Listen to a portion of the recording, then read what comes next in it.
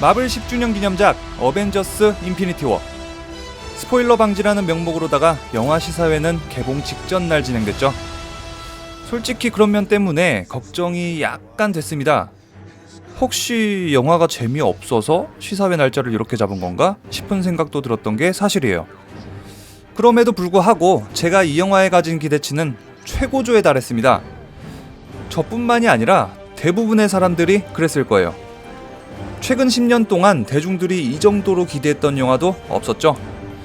2008년 아이언맨을 시작으로 2018년 블랙팬서까지 10년 동안 총 18편의 영화 끝에 모든 캐릭터와 이야기가 한데 모이는 정말 어마어마한 프로젝트이기 때문에 기대를 안 할래야 안 할 수가 없죠. 그런데 이렇게 어벤져스 인피니티 워에 큰 기대를 가지고 영화를 관람했는데도 저의 이런 기대감을 채워줬습니다. 그 정도로 아주 재미있고 잘 만들어진 영화라는 겁니다.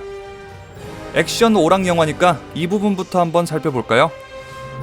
액션을 기대하고 영화를 관람하신다면 이 부분은 제가 진짜로 자신있게 말할 수 있어요. 진짜 짱입니다. 개쩔어요. 빌런과 히어로의 1대1 전투에선 각 캐릭터 고유의 액션을 아주 잘 표현했고요.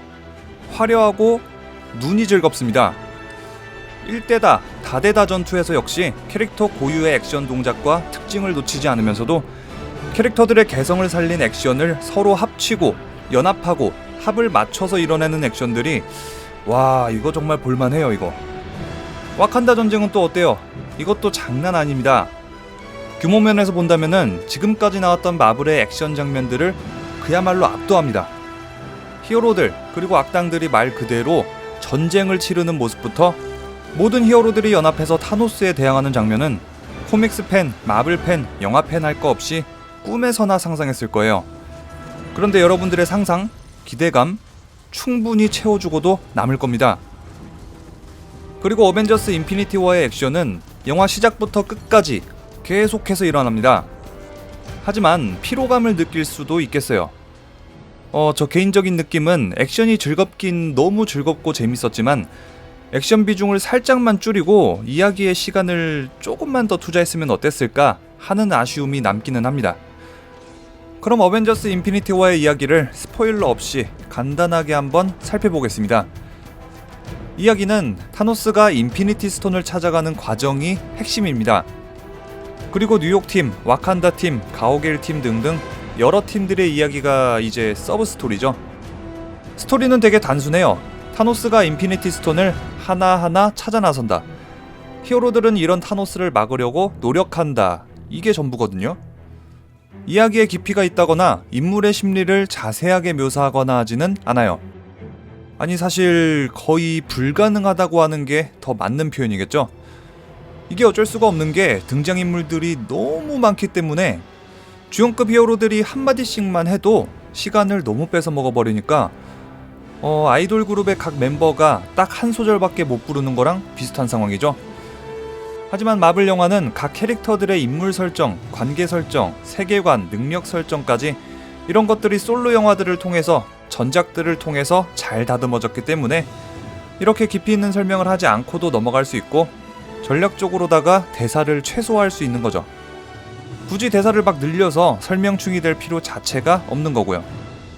그런데 이거는 마블 영화 다 본 사람들이나 이해가 가능하지 마블 영화 안 보신 분들이나 몇 편만 보신 분들한테는 이게 되게 치명적인 단점이에요.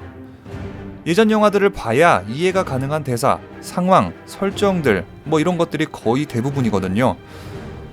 하지만 이 부분은 어벤져스 인피니티 워가 가진 어쩔 수 없는 한계겠죠. 하지만 이런 한계를 인지하고 있다고 해도 아쉬운 부분은 있습니다. 바로 타노스에 대한 이야기인데요. 타노스의 동기나 타노스와 다른 인물들과의 관계 설정, 타노스의 자식들에 대한 이야기마저도 최소한으로 그치고 맙니다. 근데 이 부분이 제일 중요한 거거든요. 어벤져스 인피니티 워 자체가 타노스 중심의 영화다 보니까 물론 타노스의 동기가 이해도 되고 납득도 됩니다마는 깊이 있게 헤아리기는 어렵다 이겁니다. 그래도 다행인 점은 타노스 역대급 빌런이다, 타노스 개멋있다 라는 말에 반박할 수 있는 사람은 거의 없을 거라는 거. 또 한 가지 단점은 영화 중반부쯤에 가면은 약간 지루하다거나 지친다거나 하는 기분이 들 수도 있겠습니다. 저 같은 경우는 와칸다가 처음 나올 때쯤 그런 기분이 들더라고요. 아무래도 영화 자체가 너무 길기도 하고 캐릭터, 장소, 상황 이런 걸 하나하나 쌓아나가는 과정이다 보니까 어쩔 수 없는 한계인 것 같네요. 긴장의 수축 이완에 실패했다라고 볼 수도 있겠고요. 자, 다음으로 영화의 전체적인 톤을 얘기해 볼게요. 어벤져스 인피니티 워는 지금까지의 마블 영화 중에서 가장 어둡고 절망적인 희망이 안 보이는 영화입니다. 큐십이 처음 뉴욕에 왔을 때, 그리고 쿠키 영상에서도 인간들의 무력감을 아주 잘 표현했고, 여러 전투에서는 타노스의 압도적인 힘하고 감히 대적할 수도 없는 히어로들의 나약함을 대비시켜서 보여줍니다. 그리고 이 영화의 결말, 충격적이다 라고 하시는 분들 많이 계실 텐데, 아마 저처럼 원작 코믹스를 많이 보신 분들은 이 정도 결말은 다들 예상하셨을 거예요. 그리고 저는 최소한 이 정도의 결말을 원하기도 했고요. 이런 영화의 전체적인 분위기 때문에 밝고 경쾌한 음악들도 거의 찾아볼 수 없어요. 대부분 긴장되고 슬프고 어두운 음악으로 채워졌죠. 즐겁고 경쾌하고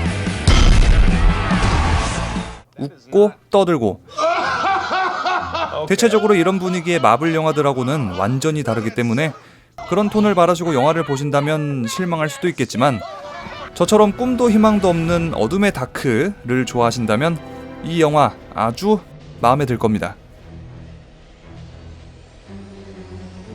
자, 이렇게 해서 어벤져스 인피니티 워의 스포일러 없는 리뷰였습니다.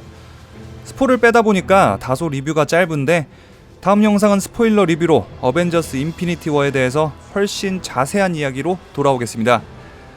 영상 재미있게 보셨다면 좋아요, 구독하기 누르는 거 잊지 마시고요. 그럼 지금까지 리뷰형이었습니다.